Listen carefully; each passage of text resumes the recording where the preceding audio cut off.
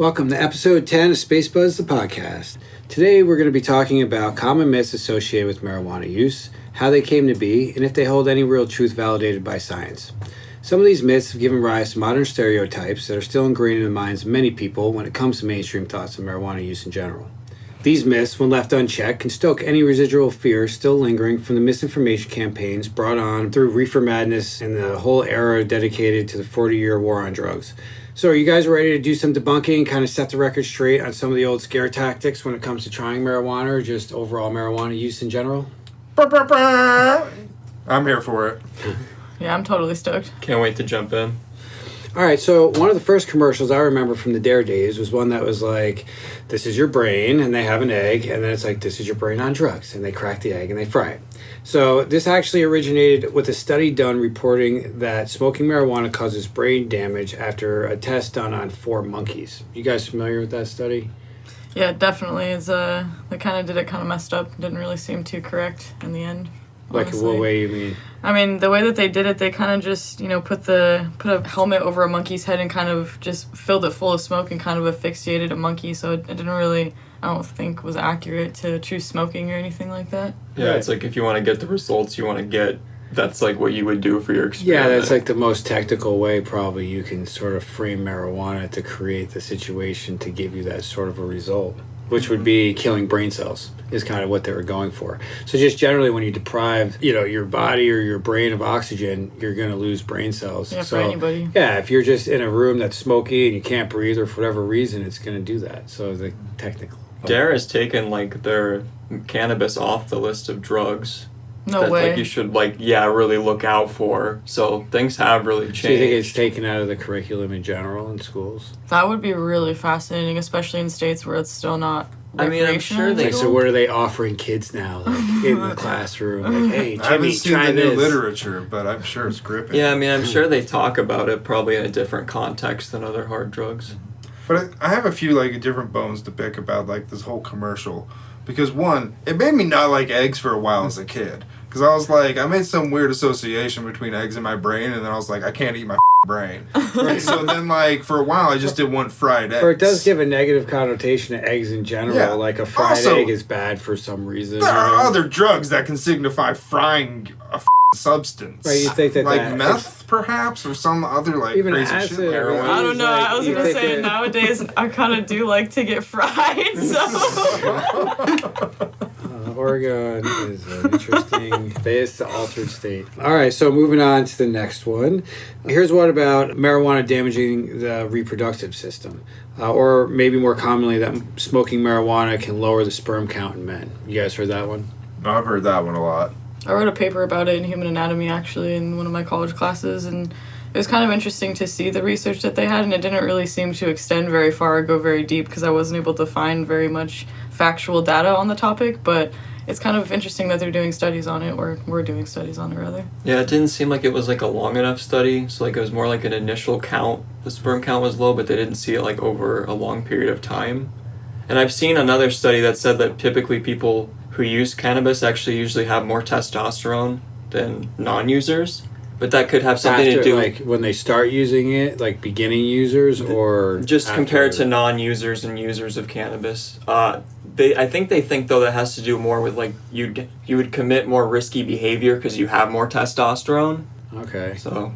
I've heard this sort of more on I feel like they kind of validated on a technicality sort of to what you were saying, is that in initial studies when a male would start using cannabis, like the first time, it would kind of slow the production of sperm down, but after the body would adapt to the use of cannabis, it would kind of get back to business as usual and kind of keep up with it. So, but technically, if you just ran with the headline, oh, well, smoking marijuana lowers sperm count in men, you could get away with that.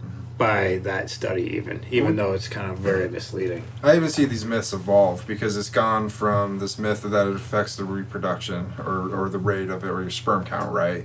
But then it's turned to, okay, but no, now it's increasing the rate of the possibility of a Down syndrome or some sort or of autism. No way. of autism. But then they also released another study that actually, no, that's actually more linked to the age of the man. So it's like we're still in this age where we're learning so much about this, but these studies have to be going on, and they also have to be peer reviewed.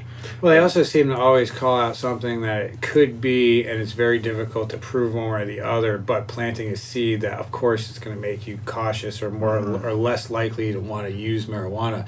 It's like, oh, it could do this, can't prove it wrong. Right, but it's just like to repeat that study, and like, again, it's the peer review and the double checking of these. Like, well, was it the weed or was it the age? Well, and it's was just, it, how many? Well, that's other where they leave factors it like could be hazy on contributing purpose. to it, You right? know? it's difficult to get good statistical data too when it's like still illegal, because a lot of people aren't going to be interested in doing the study in the first place because they're not going to want to put themselves out there. Right, So like typically- internationally, it's Sure. becoming a little bit. You actually can probably find better information internationally. I mean, So I I know think- Israel is releasing a lot. Canada is. We'll see exponential growth in research, at least internationally. I think for the research side of things too, it's going to be a long process just because everybody does react to things differently. So there's a lot of variables that they're going to have to track in order to get like solidified research. All the to- different strains, body types. Exactly. Yeah. Sort of just like how it affects people differently, not only just from the user experience, but probably in a lot of different ways. Just your biochemistry in general. Yeah. All right. Well, here's a this one's a pretty popular one. So next up is that marijuana is a gateway drug that leads to harder drugs.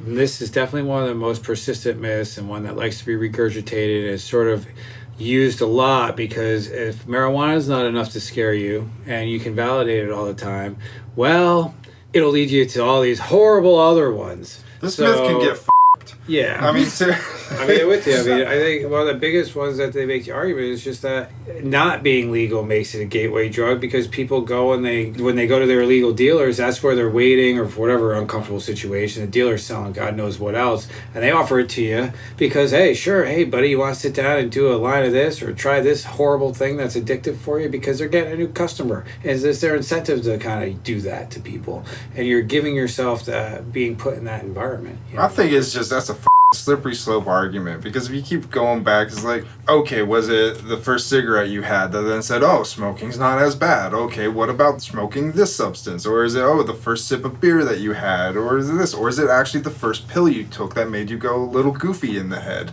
Right. And now you've probably, like, in the last few generations, the opioid crisis is probably, so many kids probably, like, got so fucked up on Percocet and then, like, smoked a joint, like, that's it? Well, but then that's where it never gets lost. Like, Biden was like, oh, when he talked about cannabis, kind of backs up, but it's like, well, we don't need another opioid crisis on our hands.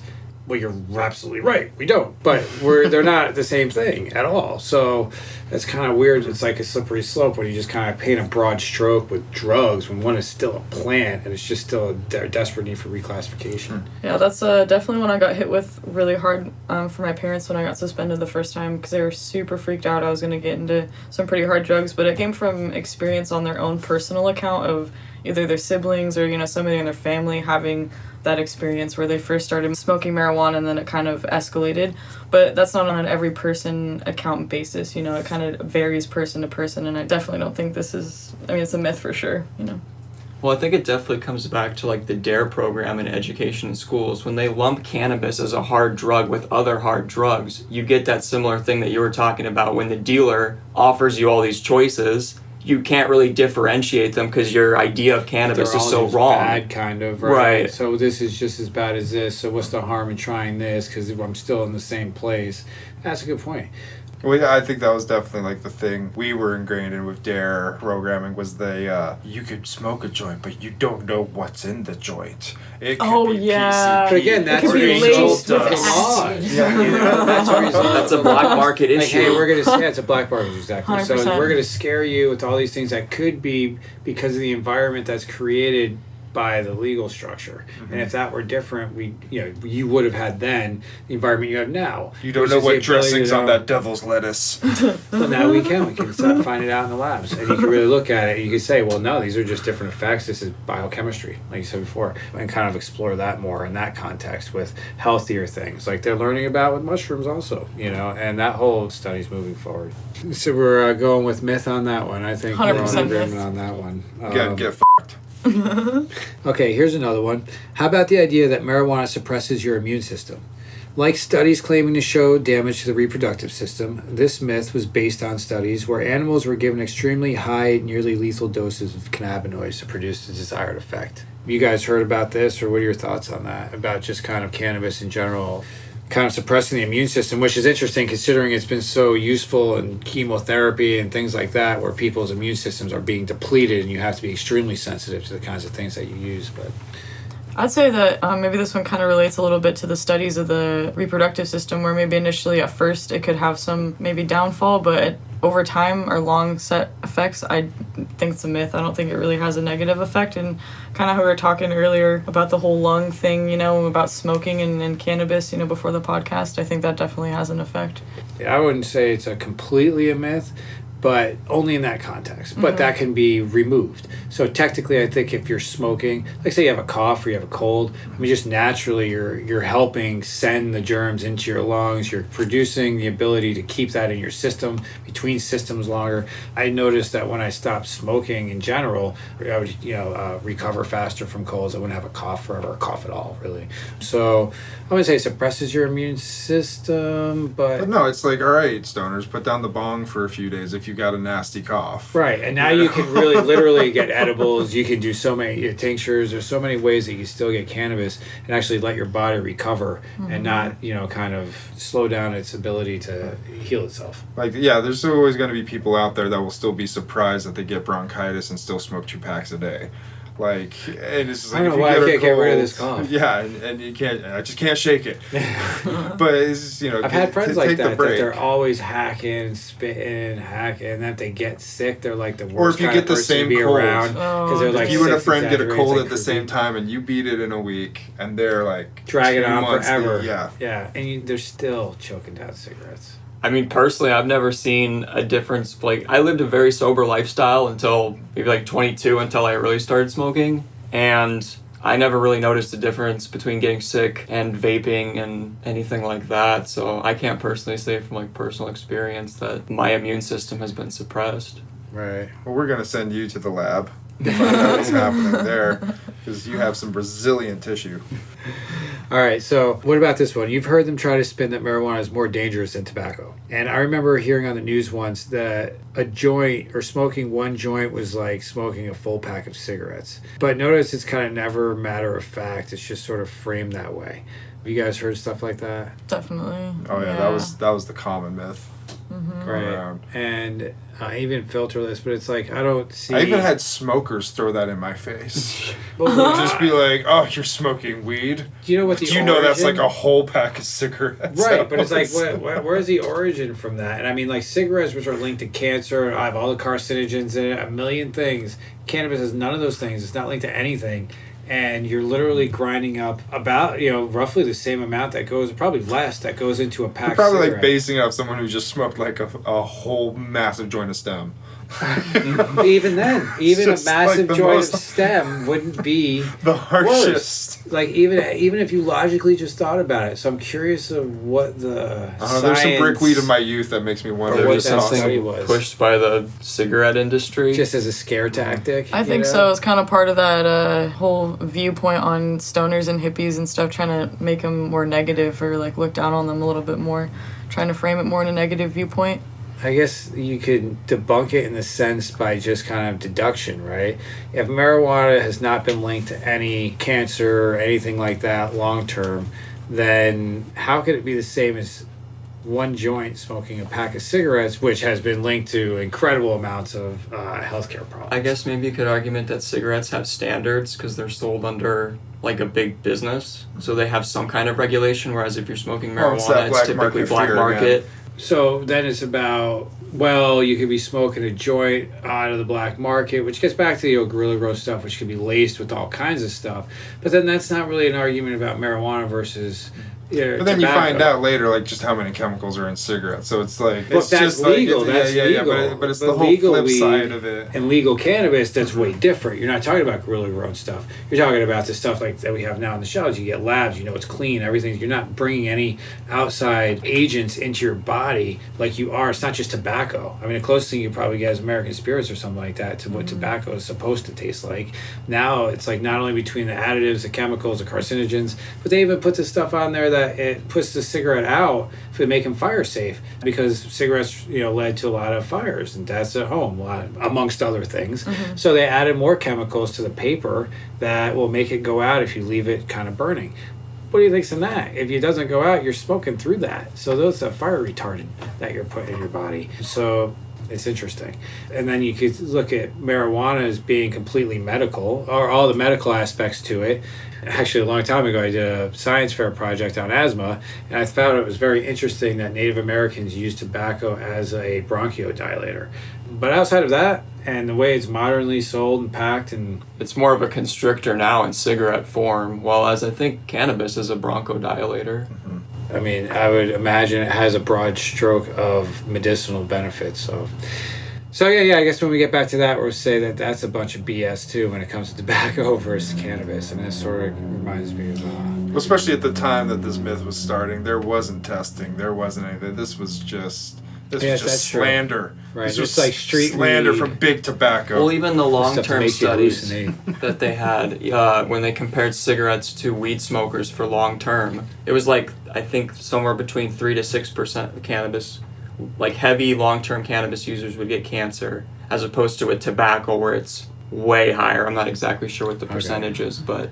There was another interesting kind of statistic in the hidden facts where it's talking about the amounts of chemicals within cigarettes, and then it also brought up a statistic about coffee, like just regular coffee beans that people have every day, and there was like 800 random chemicals that could be in there in comparison to cigarettes that have 1,000 or more. So it was interesting to see that too, where there's a lot of stuff people use on a daily basis that they don't even realize could have a ton of chemicals in them. Yeah, people don't think about processing a lot, how much that changes the base You start ingredient. kind of tugging at that thread, it gets a little scary. You know what? You can pull those Oreos out of my cold dead hands, you motherfuckers. That's a little Oreos. Not those thin ones. There's not enough. Those are... Okay, how about this blatant lie that was broadcast to millions by the Partnership for a Drug-Free America? This actually got called out by researchers, and they made the TV networks pull the ad, but it basically states that smoking marijuana can flatten your brainwaves, and it did this by depicting a 14-year-old girl with a before and after shot. So, I mean, how many people have their viewpoint hardened after seeing that before it's pulled, and the scale that they advertise the correction is nominal, of course, if any. So the damage is done, especially at that time when you had like appointment television. So everybody, if there was one big commercial, everybody saw it. It was just a thing that was on. Everybody knew about it. There was limited networks, things like that. Also the fact of limited access to research, so of course people are going to believe more so what they see on TV back when this was released versus now. I feel like people are more susceptible to just see on TV, and especially if there's a reputable medical journal or something publishing it, it's game over. They're going to be super solidified with that. Law, or, I don't remember this one, but I remember the one that like literally made the entire room of people I was sitting with like just lose their minds, and it was one that ended up where it was a party, a girl smoked a joint, and then a rape occurred. Or it was like a sexual assault occurred. It's like a news story? Or no, it was like a truth, or it wasn't like a truth ad, but it was like some anti-drug ad for like drug-free council type thing, and there was like a sexual assault that happened. And everyone was just like, okay, that's a stretch. That just sounds like Reefer Madness reimagined. Right. It was just like yeah. Reefer Madness suddenly 50 years after the fact, and they were still like trying to like play that card to I mean, wonder like if you kind of wave the wand over the campus with cannabis versus dumping alcohol on it, which little environment do you think is going to produce more rapes? I'd be not too surprised. Right. And it was just the stretch of it was just like, wow, we're going back to that argument. Okay. So yeah, the thing is just always anything depicting like the children thing is just like, come on, like it's always been proven too that like with drug education, just facts and science is what's going to actually like be an efficient way of educating people about the cause and effect. Like this is like how Europe has like made leaps and bounds in this field. Well, even sometimes statistics can get manipulated in favor of things, which kind of brings us into the next one here, which is another great myth, which was kind of born of and perpetuated by data manipulation. And this is that the idea that legal marijuana will cause carnage on the highways. What do you guys think about that? I think comedians have already debunked this. That every comedian has a joke that if everyone was just driving around stoned, that everyone would go a lot slower and there'd just be longer lines at the drive-through. Fantastic. That sounds like a world I would like to live in. I think that the thing that it's funny with this statistic, the reason why I kind of think of it as like data manipulation is it's because they throw these horrible, roadway accident and death statistics at you. That's like, oh, well, all these people, had marijuana in their bloodstream at the time when they had these accidents. And when you kind of eliminate, then we say, well, what about alcohol? If you took alcohol out of their bloodstream also, how many of these people in these accidents only had marijuana in their system? And that's where it becomes not headline worthy. And the statistics plummet, and suddenly it's not even an argument anymore. And now you can just simply spin it and say, well, so let's look at alcohol versus marijuana. One has nominal statistics to support that claim. The other one is spilling all over the place. So it was just another fear campaign. It was just another thing to throw out there. Be like, oh, if you think the roads are unsafe now, what happens when you throw some reefer in the mix? Right. Anything can, you don't want to do anything to make it potentially worse in any way. It's already horrible as it is. Yeah, I mean, but that argument would act like it's not even out there already. But the black market, it still exists, so... Right. Yeah, it was just trying to make a splash where there wasn't anything. It's actually creating more likely chances that people are forced to smoke it in their vehicles, to find little places to do it, as opposed to being able to kind of enjoy it at home because it's legal and not have to fear, any kind of penalties. Well, that's like the tricky thing with cannabis in the United States, there isn't a single state that it's legal to smoke outside of your home. That's why San Francisco set laws that apartments cannot ban smoking cannabis inside your house or your apartment complex because there's nowhere else you could legally smoke it. Right, so it becomes it's like sort of like you could grow up, but you can't buy seeds. It's like kind of strange. But then, you look at cigarette smoke. Cigarette smoke actually causes harm to your health. We know that. You can smoke it outside. A lot of places that's changed over the years. Cannabis is sort of different because, to be fair, you can get altered as secondhand smoke. So...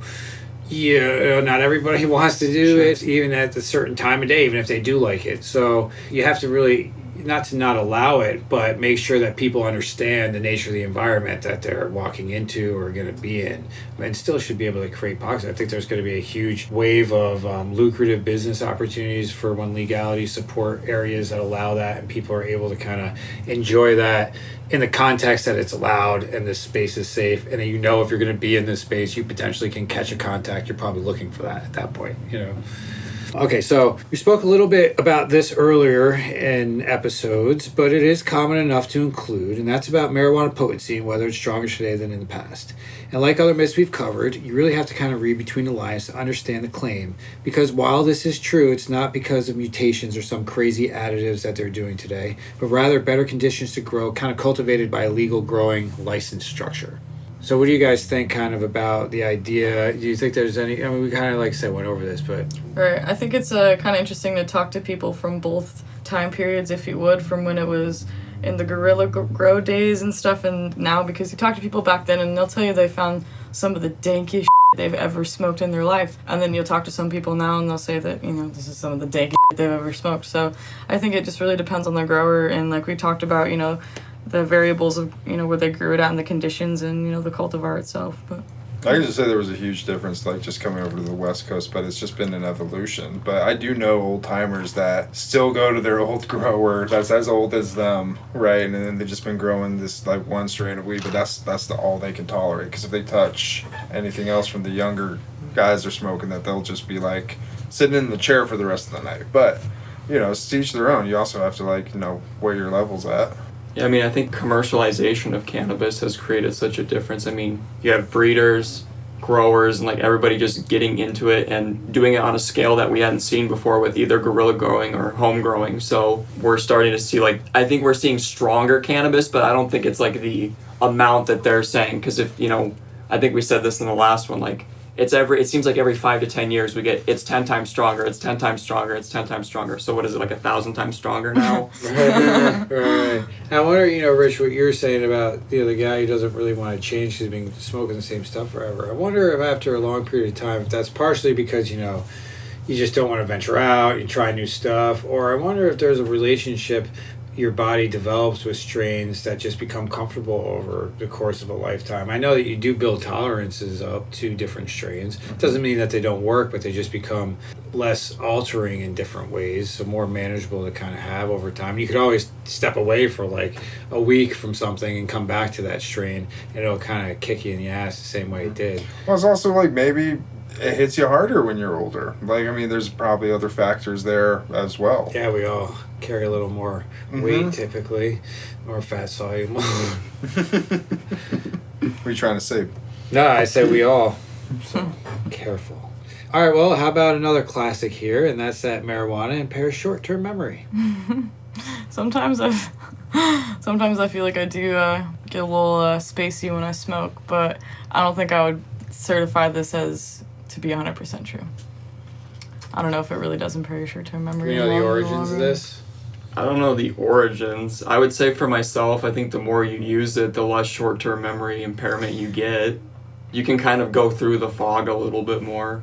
But that's not that I'm not going to deny that it definitely affects short-term memory to an extent. Right, and I think that was where the difference was like splitting hairs. Like, while you use it right away, you can experience short-term memory loss. It doesn't impair your short-term memory for a lifetime from using marijuana.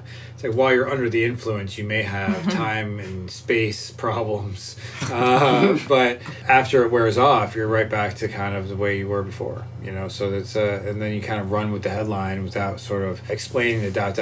after. And that's where some of these things they just kind of let happen. Oh, well, yeah, you can just run with that idea, you know, and it kind of gets hardened into these myths. Oh, did you hear this? I don't know. And then it's kind of scary, and I kind of heard this, and more myths.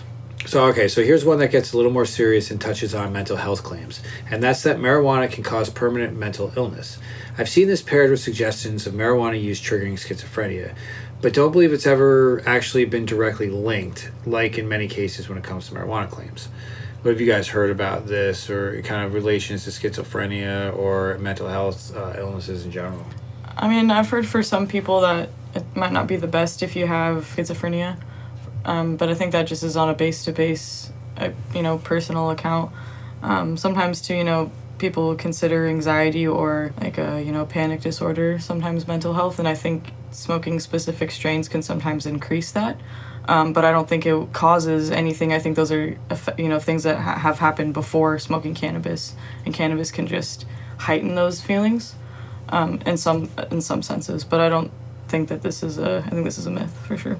Yeah, I think if you have like a prior history of mental illness in your family, you should be cautious with any kind of drugs because they can be a catalyst for some kind of like a mental breakdown or an episode. Create more sensitivities to just the variations and strains as opposed to someone else who could smoke all of them and kind of just, oh, that was like this, and kind of sort of give a description of each one from a point of just a nice little experience as opposed to one sort of changing your whole world experience or giving you something so uncomfortable that it changes the way you really feel about the plant itself.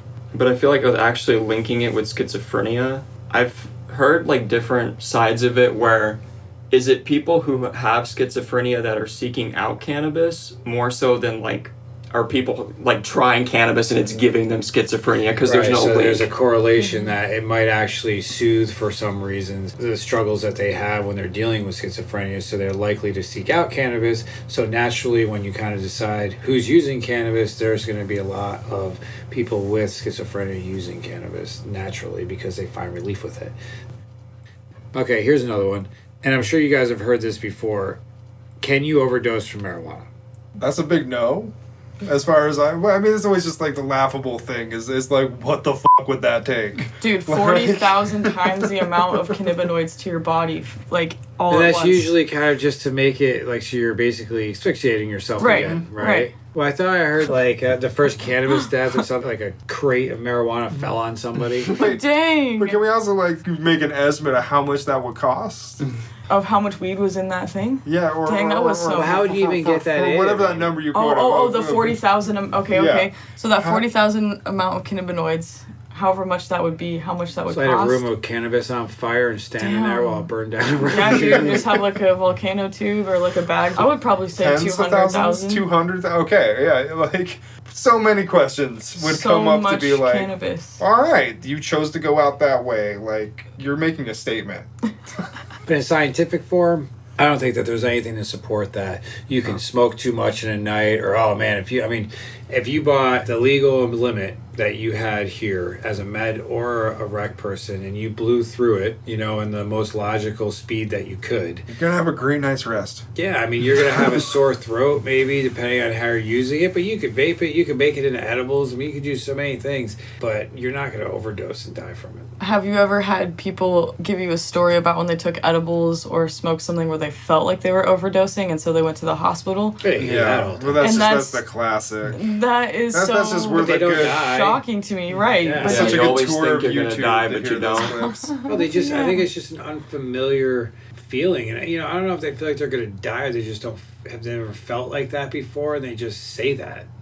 Like, I don't know. How do you feel like you're gonna? I think you're just so uncomfortable you become almost paranoid. Yeah, no, it's just That sort extreme of goes paranoia. into a panic attack. And then you start assuming the worst, and what could be the worst? You're dying. Well, that must be what's happening. Right. I think you're tapping into your mind Your brain power starts for the first linking time. in this. Your brain is powerful. I mean, and you really. I wouldn't be kinda feeling like this if there wasn't something wrong. Right. I've never felt like this before. This is something forward, and you just kind of set yourself off. So it's great when we're talking about edibles. When people come in, you gotta let them know. It's like, look, if you get that feeling, you're fine. The worst thing you do is probably go to, that's where you hear these stories of people going to the hospital. It's like, you're never going to overdose on it. So don't think that. Relax. You might feel uncomfortable. Take some breaths. Yeah, exactly. Settle Listen to some in. music. Sleep it off. Go look at the clouds, feel the air. Think of the calm water. Right. And it's the dip the toe mentality, like slow steps, get in the pool gradually. We don't all have to cannonball into these things, and especially when it comes to, cannabinoids and that, just ease your way in, learn where your levels are. It's an oddly common misconception, though. People want to eat way more because they think they're going to have a better experience when it's so much worse. Yeah. It's a horrible way to start. It's just kind of patience. Well, and that it's also I think the longevity of the effect. That 4 hours feels a lot more than 4 hours. Okay, so now that we've tackled death from marijuana, let's talk a little about marijuana addiction claims. This becomes another really gray area and potentially touchy subject for many, and many marijuana enthusiasts, family members who may have very hardened views on the subject, oftentimes without proper, if any, direct exposure to using cannabis themselves. So what do you guys say the science says when it comes to physical addiction first, and then we'll kind of touch on the idea of psychological dependency. Dang, with the physical addiction and stuff, I think that's more so like you don't really get the withdrawals from cannabis. You might go through a day or so where you feel kind of more irritable after not smoking it, but I don't really think there's any major proof for, physical signs of addiction for cannabis, at least not in my personal experience or anything I've seen online. Yeah, physical-wise, I think the only thing I really noticed is that, your eating schedule might be changed slightly for a couple 100%. days. I usually lose my appetite if I don't smoke. My sleep schedule, I wake up all the time in the middle of the night. You gain it back at different times. Yeah, it only takes a couple days, but I think your body compensates. It knows, its eating schedule is part, when you smoke weed. So, it doesn't want to send out the same signals all the time that you're hungry. Okay. I don't know. That's just a guess. Psychological dependence, though. Sorry, I didn't cut you off there. No. I was gonna say I think it's more so you're addicted to maybe a feeling of being happy or whatever feeling that cannabis gives you that benefits your life. I think you're more psychologically wanting that feeling or to continue that on versus needing cannabis every single day. Because you made it your whole life without it, so you can definitely live on without it. It's kind of like when you're talking about the physical side of it, it's not physically addictive. Mm-hmm. So scientifically, right? Mm-hmm. I guess the argument to say that why you would be psychologically dependent or physically want it would go back to your argument. It's like, yeah, sure, you could stop it, you get a little cranky maybe a couple days, but then you kind of can get back to normal. You're not going to be debilitated from not using it. However, when given the choice of being exposed to it and using it, that tends to help with either anxieties or backaches or pains or all the things that you find to benefit cannabis, that becomes a companion to just going through the bumps in the road of life. So then it's more of a choice of, well, would you prefer to have life with cannabis or life without cannabis? So does that become a psychological dependence or a preference? And I think that because you can stop it at any time and maintain the person that you are physically and psychologically, that it's more of a preference. And every time I've stopped, I'm like, okay, I've stopped that. Sure, you might be able to do some things a little faster, but I also like the balance of quality of life versus quantity of things that I do in life. And I think a preference would be with cannabis, but it doesn't make it a dependency. It's just something I like to kind of coincide with activities throughout my life. It just makes the long, grueling haul of doing different things a lot more enjoyable sometimes. Yeah, the psychological addiction thing of it is interesting to me, but I think there's always that benefit or that balance there between the detriment of it and then what the pharmaceutical options would be for something like that. Because the one thing I depend on it too is that it does regulate my sleep schedule in some ways that it would take some really nasty pharmaceutical for me to get any similar result to that. But then when I travel, I don't have withdrawals. Really, it's just that I will get 2 hours less sleep and just not have as consistent of downtime for that. But I've never had that effect. But also, I was never addicted to cigarettes too. So I think there is some truth that some people have addictive personalities in some ways. It can be physical or psychological. So you just always have to be cognizant of that. If you have issues with that, you need to be careful. I think that kind of can get touched back again on where you can get into a little data manipulation and statistics, because again, like you're saying, there is a statistical portion of the society, a population that is going to be apt to being addicted to things. There's a number of addicts in this world, no matter what. So you can use that portion to kind of support a base claim towards any subject. And that's what happens a lot when you kind of read between the lines with marijuana. Those numbers usually correlate pretty closely with just sort of what are the average number of addictive persons, 1 out of 10 or whatever. And then they'll use that similar statistic to support marijuana addiction studies, from what I've seen so far. I'm going to agree with what Rich was saying, where cannabis is, you use it as a tool. If you're going to use it to fill a void and use it as an escape, that's not a very healthy method with anything. So to say that, I guess it's how you view addiction. But people get addicted to food and they can use that as a void. Well, there's different foods that will do different things to you. And it's also with cannabis, depending on where you are, what you're limited to using. If you're in a place where all you get is cannabis that's kind of lethargic and heavy and you don't know the difference, well, does that put you in a rut because of cannabis or lack of the real exposure to a proper cannabis environment? See, I think Phil's just bringing up the food because this is really an intervention about my Oreo addiction.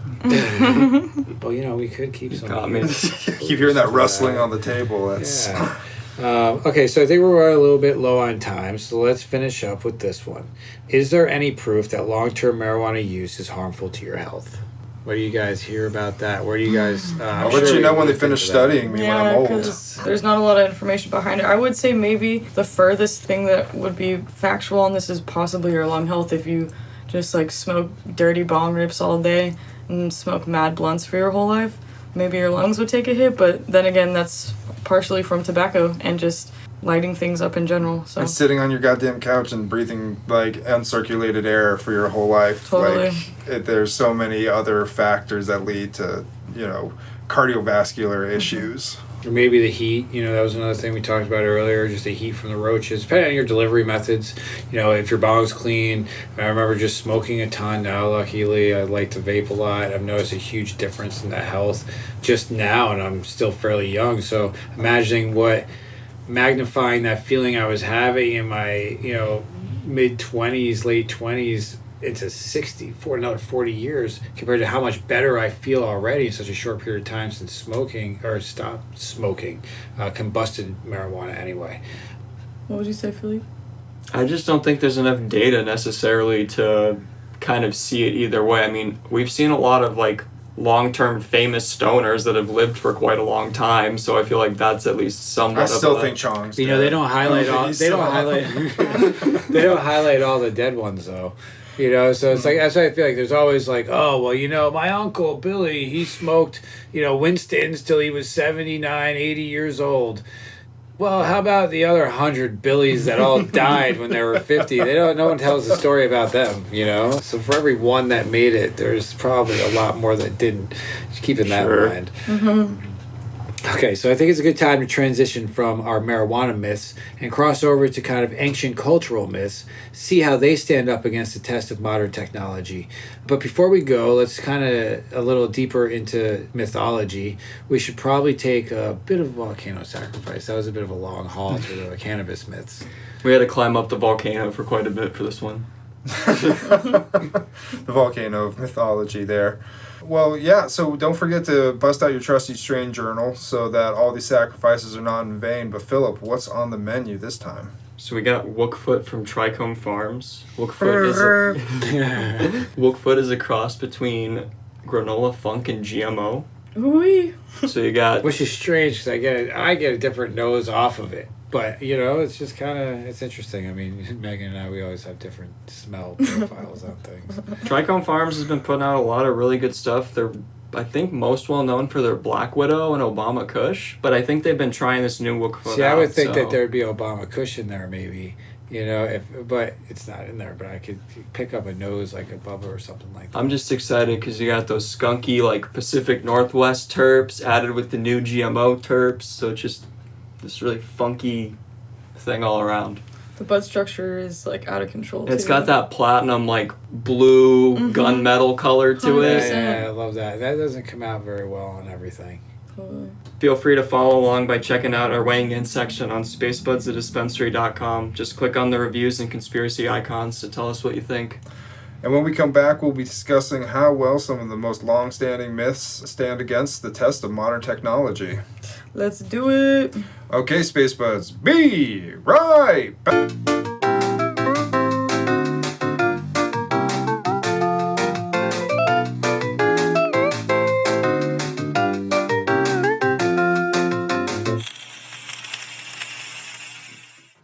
All right, welcome back, everyone. Before we talk about myths versus modern tech, let's touch on the delicious herbs we just sacrificed. I can say that I'm feeling damn rosy. How are you all feeling? Feeling pretty spectacular. Yeah, I feel really relaxed. I like the way that it tastes. I mean, like I said, I kind of feel like I get kind of a Kush feeling from it. I don't know if it's like Bubba Kush or particular. That's what it kind of smelled like, or tastes like. But I like it. I kind of feel like a little Yanni with it, you know. But nice, you know. Definitely on the indica side, it gives you kind of a body feel. It's definitely heavier than a lot of the GMO I think we've tried before. I think a lot of the GMO tends to be really heady. This has like a good mixture of I don't head get that and like cushy throaty body. gas feeling that you get from GMO, or kind of like that GMO or chemi stuff kind of rips in your throat a little bit. Well, it's got like a Girl Scout cookie skunk background, so I guess that kind of... It's a big mix of a bunch of things, but it works out pretty good. I mean... I agree with everything that you're saying, but I would not have been able to come to any of that on my own, but yes, validated. All right, well, thank you, Trichome Farms and Wook Foot, for the delightful sacrifice of the volcano. And now we're going to jump right into some talk about some mythology and some beasties and there's a little cryptozoology and more. As we talk about some of the ancient and primitive myths that kind of stand up over all this time. But, Mike's been talking about some of the technology, like how do these things stack up with technology? We've obviously have a lot of developments. Like I remember just in the last, my lifetime, like Loch Ness Monster was a thing that was like people and scientists were like, we're still looking into, where it just then becomes like a casual myth. So over time, like just watching like all of these topics and also like some of these like stray into horror and into like sci-fi and then into conspiracies and then just like folklores as well. So it's always like some really interesting stuff here. So we're just going to like jump into some of these local and international myths and beasties. And one we're going to start off right here is known in Oregon. And I actually didn't know about this one. So I even had to look it up a little bit. What it was known as colossal clod. Have any of you guys heard of this one? I'm not from Oregon, so this was also another one that I kind of had to do a little bit of research on because I wasn't very familiar with it. Yeah, I say it was new, but I guess after looking into it, it kind of reminds me of the Loch Ness, I guess, in a way. It's like his Loch Ness third cousin. Right. Yeah, it's a good way to look at it. You know, it seems like it's got the specs like that. Rogue has like a hazy IPA that has Colossal Clod on it. Oh, It's okay. a Colossal Clod IPA. Nice. Well, for those who don't know, because this one is a little more local, colossal clod is known as a sea monster, reported from the mouth of the Columbia River. We're looking at specs of between 15 and 40 feet, some just wide range. That's there. a pretty wide range, right? Wow. We got a round tan body. Also, just round body is always just a little. The fishermen have reported that. Mm-hmm. And it was maybe 20 to 75 feet long. And also like tan, where also like in the mouth of a river, there's often brackish, and you know just going to see a lot of like dark and dirty water. But then we also had snake or a horse-like head. Those are also two very different things. A neck that is 8 feet long, but that could also, I don't know where that fits into the 15 versus 40 feet. A long neck. Yeah. A long tail, and it raids fishing lines. So I think this is just someone that was really over-exaggerating a sea lion. I've heard that some people think it's a whale, that they just saw a whale outside like of the bay. So yeah, well, I can say this because I've actually done a good amount of diving in the Northwest, and the only things that are actually get to the size where you could possibly consider as a sea monster is going to be like a Humboldt squid. And why a Humboldt squid would be in a river mouth makes absolutely no logical sense to me. Even if it wasn't. Well, whales can go. Can they get into the river? They can if it's calm enough, but I don't know about anything on the West Coast. I've never heard of it on the West Coast. But you know, you definitely have like whales getting into the Thames in England, but that's a much calmer waterway that leads out into a wider bay. So you have them in the Hudson. Right. So with this, I guess, how would you debunk something like that? I mean, even with satellite technology, you can't really see the depths and all the, little crevices that, the deep go or something like that could lurk. So could you really say for a fact that it's not there? You say that the specs are pretty wide range and maybe somebody saw an oversized sea life somewhere, but it doesn't sound like there's a smoking gun. I hate to beat up on the old fisherman like cliches here, but sometimes there's a little too much rum and a little too much time alone. Right. Sometimes you can just stare at that water and just hope that you're seeing something until you do. With that though, I mean, that being said, we still haven't discovered over a majority of the, population of sea species or sea creatures that are in the ocean or what have you, so that's true. Also another thing to things think could about. kind of just find their way exploring the land sometimes randomly. And there was a bigger effort on Loch Ness, and they never had really found much about Loch Ness, so I don't think colossal clods got much of a shot of being discovered anytime soon. Yeah, when you really start looking at things like that, like sea monsters, and I mean the ocean is so vast and so large and so just unexplored. I mean, who knows what could be in the ocean that we don't even know about? So I guess that's why some of these myths have stirred up. Even like we're talking a little bit about mermaids. It's another sea creature, but something I put in context for me, we were talking about mermaids, and it was like, well, you also think about scurvy, and that was really common. And what would happen is, it would spread across the boat, and you'd have a whole boat full of men hallucinating and hearing things. And it would be so real as a joint thing. Of course, maybe we heard a beautiful woman's voice. Did you hear that? And it would be so easy to have a joint manifestation of a hallucination that people believed were so real and would swear by it. Scurvy or dehydration. Right? And then you get back to land. But to everybody who's involved with that joint experience, think about, if you're ever with a group of friends or seeing a group of friends who are all hallucinating on something and share this and feed off of each other. You'd have a whole ship doing this, and it could kind of have been the origin of some of these stories. A ship just full of bad groupthink. Right, yeah, and they kind of they manifested these things that they all believed happened. That or tainted water. But we could spend enough time talking about old colossal clod there, but we're going to move on and switch over to the coast, over to the East Coast, and talk about the Mothman. So this is usually associated with sightings along the East Coast, mainly around Virginia, and also associated with the Richard Gere movie. Are you guys familiar with the Mothman? I've heard a little bit about him, but I feel like I might have mixed this one up with the Lizard Man or something, where there's just been spottings of the Mothman. Right, and so the lore is that it's a creature first documented around the 60s, and since then it's been spotted countless times in the United States, a harbinger of cataclysmic events Others say it's an alien life form with connections to UFOs and Men in Black. Many think it has a more practical explanation, is a hoax, or is the product of mass hysteria. So this is just one where it's a damn fine movie. I mean, I think it's also one of those 90s-ish, movies that kind of Playing holds off up. X-Files a little. It's fun, it's interesting to think of harbingers and something where you're predicting. So yeah, I guess how would you, say something did escape, something landed, something took off. I guess that could be something, if it did happen, these people's sightings were credible.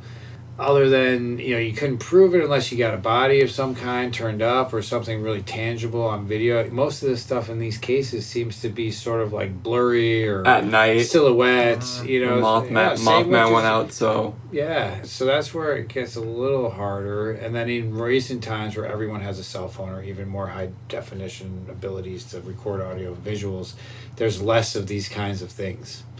You would think there'd be more of these kinds of things. So it's not a nail in the coffin, but it's just something to think about, I guess. for sure. Well, all right. Well, we're going to skip over that moth, and we're going to jump over to Philip, because he's going to talk to us a little about the myth of Baba Yaga. Yeah, so if you guys remember in John Wick, they reference Baba Yaga as the boogeyman. That's not, entirely accurate. I grew up with Baba Yaga as, in a lot of Russian So are we all children's saying it cartoons. wrong when we say Baba Yaga? Is that like the Americans, just like you idiots? It's Baba Yaga. Is that right? I mean... It's not Leviosa, it's Leviosa. But is like the correct way to say it? Is it Baba Yaga? Phonetically, is it Baba Yaga? Mm-hmm. Yeah, so she's a fearsome character in Russian folklore that has this house that walks on chicken legs. It's kind of fearful looking, honestly. It's very frightening. Yeah, I saw a picture of it. I was not happy. You think it'd be cute, No. you think chicken legs? No, it's pretty terrifying. Tattered old chicken legs. And it reminds me a lot of Hansel and Gretel, but the Russian equivalent of it, where it's this creepy matriarchal figure, but doesn't necessarily have good or bad intentions. It's kind of borscht? What? Is there borscht? There's got to be borscht. It was interesting to read that she was helpful for certain instances or situations. She could be helpful, but only if you... Is she more like a patron saint, or not like a saint, but is she totally mythological, or are there people that think that she actually exists? And is there sightings of her, or is this totally like a bedtime story that just scares the crap out of Russian kids? That's what they don't know. I mean, they talk a lot What's about its it in origin? Russian literature. Or is it just a story? I think it's been a story that's just been passed on for a long time. I mean, where did Hansel and Gretel exactly come from either? But this is also if you're going to talk about creatures or myths, it's the witch in the woods, and then this is when things start to stretch into folklore, is that you'll see commonalities between folklores in different cultures, but that there will always be some myth of the outcast, of someone who possesses a secret knowledge. Do you think this is likely the origin of maybe a witch? It could be, but it's also matriarchal ancient beliefs, times in and creating folklores and things. But also, why is folklore created? Is to teach tradition and stories and things that have inherent lessons about your culture in them, right? We tell ghost stories to remind people of how to be a shitty person, because then you're a ghost. But then also of how ghost stories of why you should be afraid of the dark, because there are tigers in the woods. Right. Why not to do things so you don't become a ghost? Right. Well, all the folklores are to pass along those values in a way. So I think there is that connection. Don't do this, or so and so will come and get you. Mm-hmm. Baba Yaga is a good example. They say it's a matriarchal figure. At the same time, can give you life and can help you, but at the same time can take it away so quickly and bring death. Well, even the story you're saying about the girls, and how they initially approached her trying to trick a good sister into getting the wrath of Baba Yaga, but Baba Yaga, but she actually saw right through it and acted justly and fairly on the behalf of the sister that was sent to her to actually be vengeful for her. Yeah. It's interesting. So it was, while there's a terrifying lore, it's also sort of a justness or fairness from at least that story anyway. So I guess that myth, modern technology, doesn't really... It seems more like that goes into lore, maybe sort of as a moral guide point for people for whatever reason than actually like pointing to people having sightings or actual sightings or something. Sure. Or just like a fear, like almost not say religion, but I think a house on chicken legs would be pretty noticeable. Yeah, right. Yeah. If you got a photo of that, you're gonna be lighting up the gram. But like getting back to like things that where you hear the sightings or more contemporary lore, I'm gonna need some of you younger ones to fill me on what the fuck's going on with Slenderman. So Slenderman, the initial thing that like really started it was this series called Marble Hornets. They claim, like in the Slenderman Wikipedia pages and stuff, that it was from a long time ago and they saw sightings. The way, like everything I've seen, this was created more for like a web series, and it's based loosely off of like old tales of this like older gentleman who like either kidnaps people or kidnaps kids. That's like really, really slender. When do they see him? Is this something that like appears in their like at night in their dreams or kidnaps them a certain time? Just like moments when they're like alone. Okay, so just any time the Slender Man comes for you. And I remember this series called Marble Hornets where they would release like these minute-long clips where like you could see. This is weird. Some of the clips had nothing, and then some of the clips would have like little shots of like Slender Man in them. And, like, after that, it kind of exploded as this big folklore craze. As to say, like, if Slender Man actually exists, I don't know. But there were some pretty serious ramifications from this, just creation of this. The whole Slender Man killings where a girl was murdered by these two, I guess they were her friends, but... Her classmates or whatever. I feel like this is this generation's, like, version of the heavy metal killings. Of when it was just like, if you listen to Slayer, you're gonna kill your friends. Because like some kids like they brutally stabbed her like 50 times and then put her in the trunk of their car, and I mean it's horrible, but there's but then they said that it was all done right in a tribute to Slender Man or something around that. But yeah, I just always like the Jared Kushner jokes. Because that just, once you see the drawings, you go, I can see that one. That could be that. And that guy probably eats children or something. I don't know. Oh, man. Well, I always thought of Slenderman sort of with the sleep paralysis studies where people have associated sort of a tall, thin figure near the bedside when they felt pinned down. But I don't know if that's just sort of something. That's also different. Jared Kushner. That was like a personal vendetta. How has he wronged you? Right? It's everywhere. All right, well, before we get too off topic with just me and my distrust of Jared Kushner, we can also talk about skinwalkers, mostly associated with the American Southwest. Some of us are familiar with the idea of humans shape-shifting in different animals for various purposes, technically speaking. Obviously, I think this one follows more into like that folklore category, but what have you guys ever heard about this one? Well, you can even bring it even more modern, I guess, and mix it up with shape-shifting where it comes like, David Icke would talk a lot about the shape-shifting reptilians, right? So that kind of even comes even more modern when it comes to the alien conversation. So I don't know whether... It's a fun idea that we're more connected with nature and that humans can shapeshift. And if you can subscribe to any idea that any type of being can shapeshift, then why not a human? If they're shapeshifting into a human figure. I feel like every culture has some kind of a shape-shifting creature in its folklore, Which is interesting, sort of like... It's like the flood myth, it's like sort of... It's even the Greek myths of Zeus. You never know what Zeus is going to pop out as and who he's going to f***. But Zeus was more localized. It's like the flood story goes all around the world. And maybe not Noah particularly, but there's a flood story, which makes you think that there might have actually been a flood. Sort of going to what you're saying, that it pops up in more areas. So it's likely that it has... But you could also argue that in order for humans to survive, they have to be close to water. And if you're close to water, there's most likely at some point going to be a fucking flood.